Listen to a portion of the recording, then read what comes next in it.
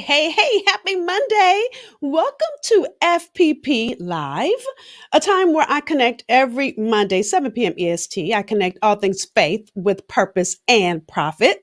I don't know why I'm having problems going live in Facebook. So I'm going to share this part two of this conversation as soon as we finish streaming here live in Facebook. I don't know why we're having errors, but it says we're having an error going in live in Facebook, and I don't understand. Anyway, so with that said, we're going to continue. Let me just check it live while I'm live and see why it's not going live in Facebook. I don't know why it's not going live.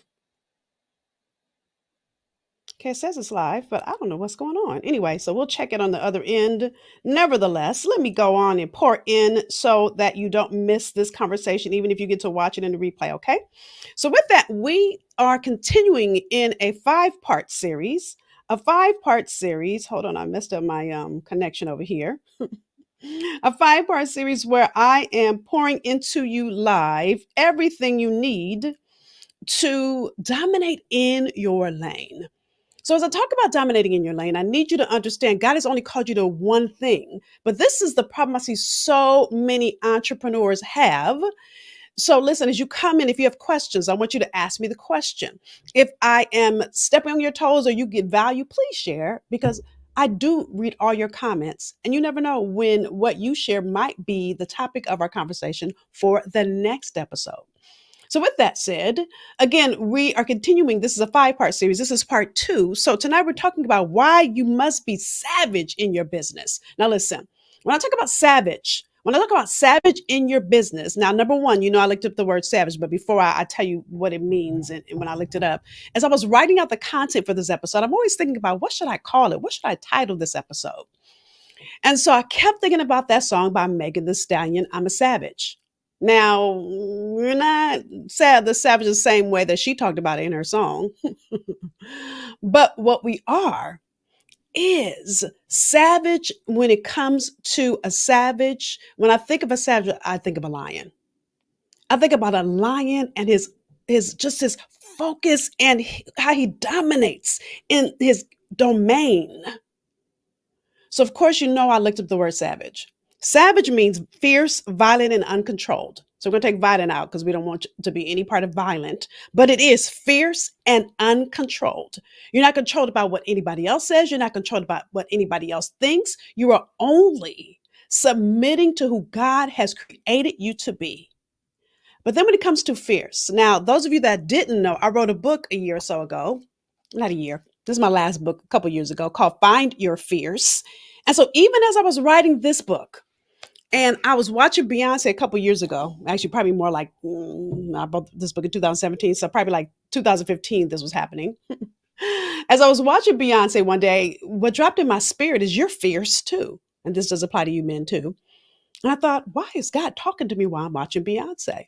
But what I realized is a couple things. One, Beyonce created Sasha Fierce at a time when she was being called to expand the way she used her gift and go solo. So Sasha Fierce allowed her to stand on stage by herself and do it afraid. But the second thing is Sasha Fierce allowed Beyonce to do the 4 steps I'm going to walk you through, which is to be savage in her own lane. Listen, you never see Beyonce trying to copy Janet Jackson or copy J-Lo or anybody else that's been popular or that's trending. And we're trending before her. Even dare I say Tina Turner or anybody you admired prior to Beyonce. She doesn't try to be like anybody else. She is dominating in her own lane. She's unmatched. Okay, it's Janet and Beyonce aren't comparable. Even Mariah Carey, who can sing, but she cannot dance like Beyonce. And their voices are different. So again, she's clear and fierce. She is clear and uncontrolled by what everybody else is doing. She does her own thing, her own way. And so if you're going to dominate in the lane that God created you to be in, as I talked to you about last week, the 3 things you've got to do is you've got to operate in God's anointing, you've got to be clear, and you've got to be concise. If you missed any of that, I want to encourage you to go watch the podcast or listen to the podcast that came out on Friday. FPPpodcast.com, which gives you a great wrap up of the conversation of the entire week. Okay, because I'm not going to go back over that. But as I walk through each step in the series, I need you to understand that you're going to need the week before or the episode before to get to this. The way I teach, those of you that are here with me for the first time, I teach one after the next. Okay, so with that, continuing here, and walking you through the four musts to dominate, or excuse me, to be savage. Again, savage. Where's my title for today? Why you must be savage in your business. I'm gonna walk you through four musts, and I do have notes, right? So I'm gonna walk you through two must be's here in part one, and then I'm gonna walk you through two must stands in part two. All right. So let's dig in. So the first must be is you got to be steadfast and unmovable.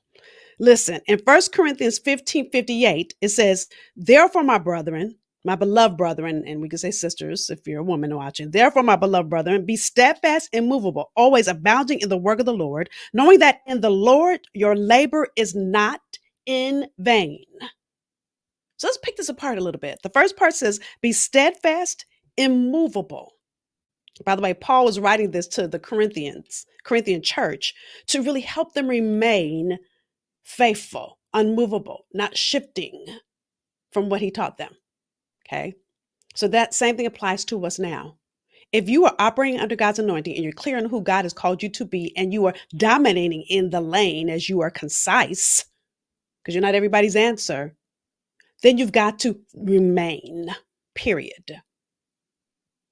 So steadfast means to be resolute or dutifully firm and unwavering. The number of entrepreneurs that I meet that start a business and they say it's their purpose, but then they shift it because they say things like it's taking too long, or I see someone else doing this, whole different thing. I want to try that. First of all, this is not a side hustle. A side hustle means I'm trying to make quick, fast money. You need to understand your purpose has to be developed. We'll talk about that, I believe, in the next part. And so you've got to stay steadfast if it's going to develop fully and completely. You can't decide I'm going to water this seed today and then say, oh, I'm sick of watering it. I'm out. I'm going to go do something else. It doesn't work like that. You've got to stick with it even when you don't feel like it. Even further, immovable means not yielding to argument or pressure.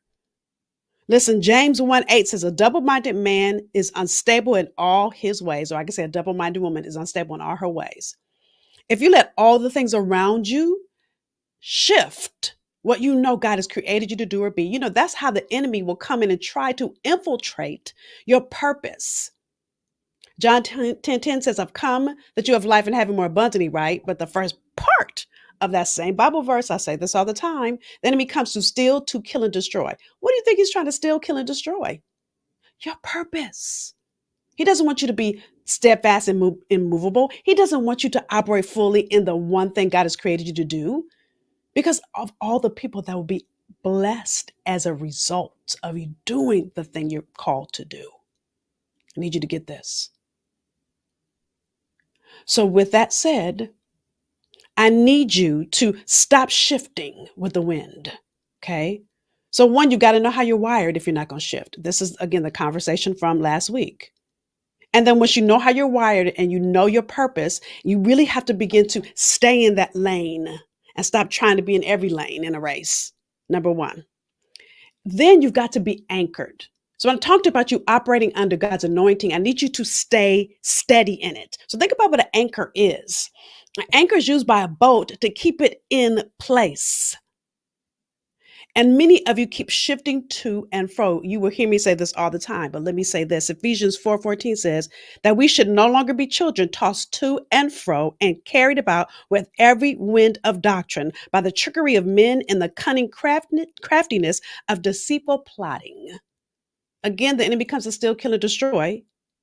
So the trickery, especially in these entrepreneurial streets, is to not shift when you see other people doing what they do. I say this all the time. When we move around, we're like a weeble wobble.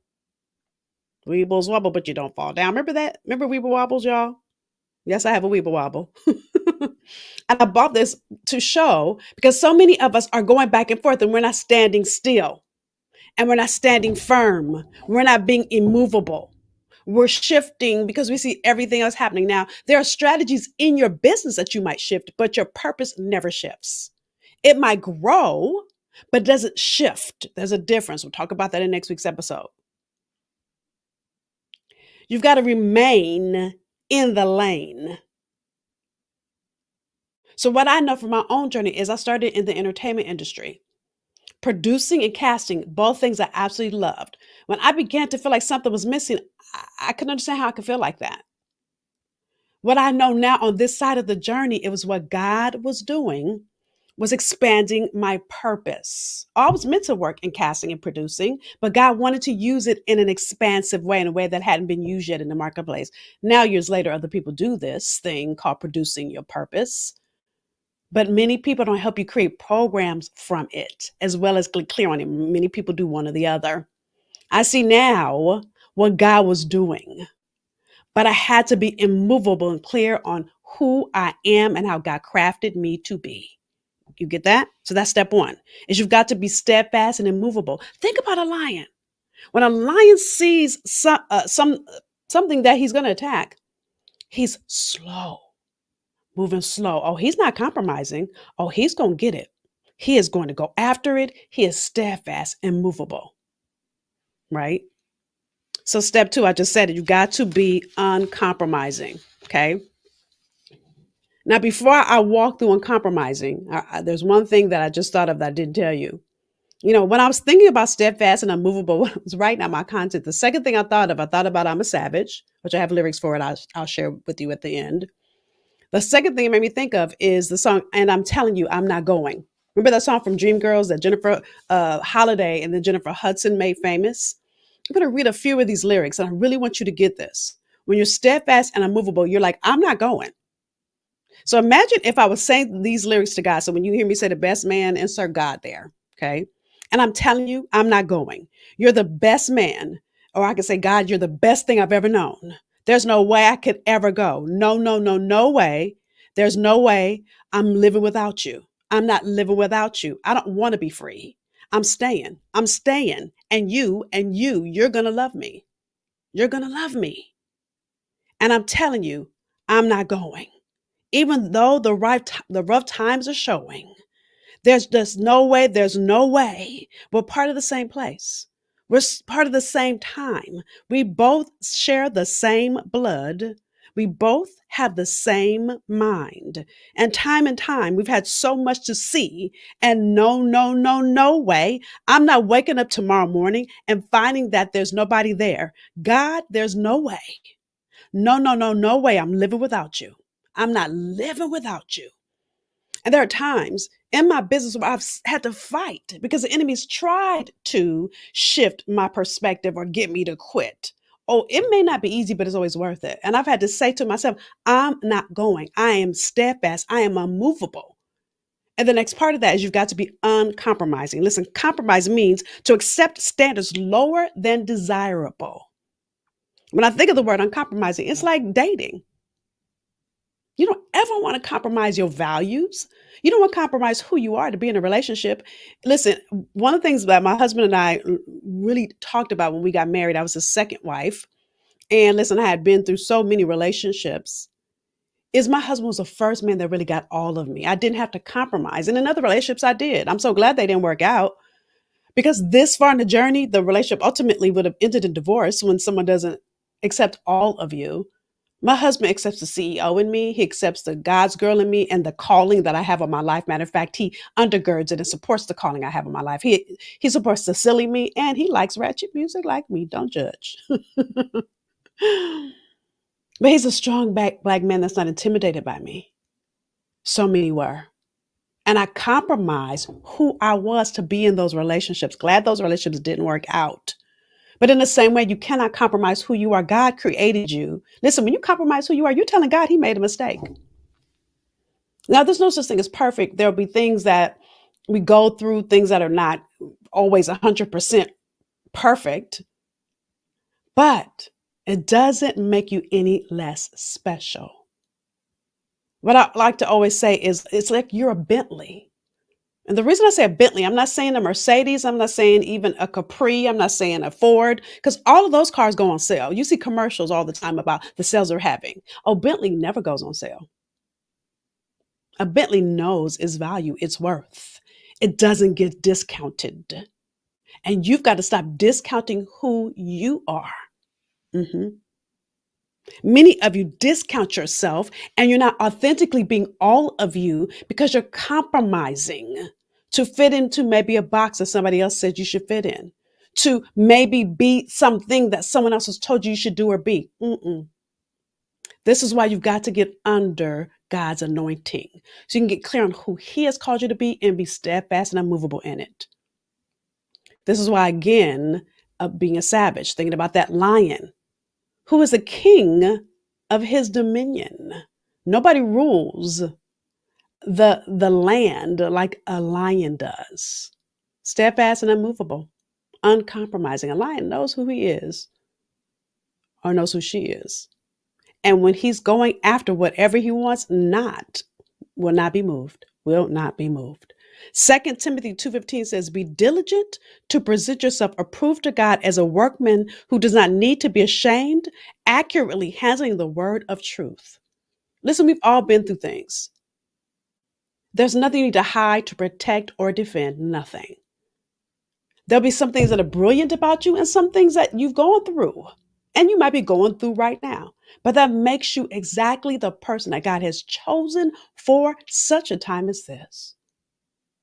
And every minute you don't stand in it, you're saying, God, you don't know what you're doing, but you're also holding up somebody else's blessing. So those are your two must be's when we look at you really being a savage in your business. And here's the lyrics to I'm a Savage. I'm a savage, clear, focused, uncompromising, acting out my purpose, making God proud. I'm a savage. I'm a savage, clear, focused, uncompromising, acting out my purpose, making God proud. I'm a savage. Are you a savage? Are you a faith based, purpose focused savage in your business? Now, I'm going to continue the conversation in part 2 tomorrow. And many of you know that I do part 2 in Clubhouse, but I got a gift for you. So before I talk to you about Clubhouse, let me share my gift and I'll come back right after this.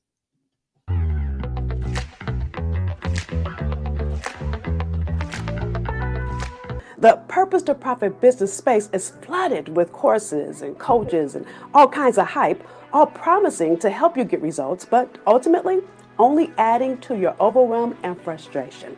Now, these are 3 main reasons business owners and alongsiders struggle to create a business that aligns with their purpose and generates massive income with impact. Number 1, unclear messaging. Number 2, work and or tech overwhelm. And number 3, lack of having a solid strategy. Now, do any of those sound familiar? Now, I've heard these 3 struggles and pains in my experience serving and talking with amazing folks worldwide. But these are only symptoms of a much more significant issue. The real problem is a lack of a clear point A to point B system that's easy to follow. A clear roadmap that's been proven to help people just like you discover their purpose and create a business out of it so that you can sell, fulfill, and manage every way that you serve your clients and have the freedom of a business that works both for you and allows you to feel that you're not gaining just for your pocketbook, but that you're gaining for God and no time flat. Now listen, the good news is that if you're struggling with these issues, I will give you some very clear, proven, and easy to implement steps you can use right away to overcome these challenges so you can get more freedom and sales without stress or frustration. Ready?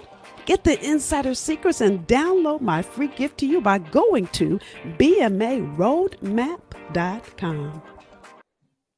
So yay, so get your free BMA roadmap so that you can get the clear strategy you need by going to bmaroadmap.com. My gift to you for being here with me every week. So with that said, we'll continue in this conversation tomorrow morning in Clubhouse, 8:30 a.m. EST. I'm with you every Tuesday morning. FPPbreakfast.com is where you go. And listen, if you've got any value from this episode, as I have to reshare it in Facebook, because again, I don't know what was going on with Facebook tonight that it didn't go live. But ever in the future, if you don't see it live in the Facebook group, come on over to my YouTube channel, which is where it's streaming live right now. Let me put a banner up here for my YouTube channel. It's nrjnetwork.com is where you come when you see it happening. You see that I'm having an issue. I don't know, again, why Facebook is not letting me go live, but we'll figure it out for next week, but I will put the replay in there.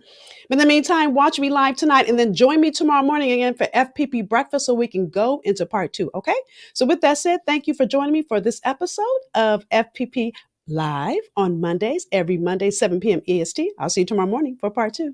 Bye, y'all.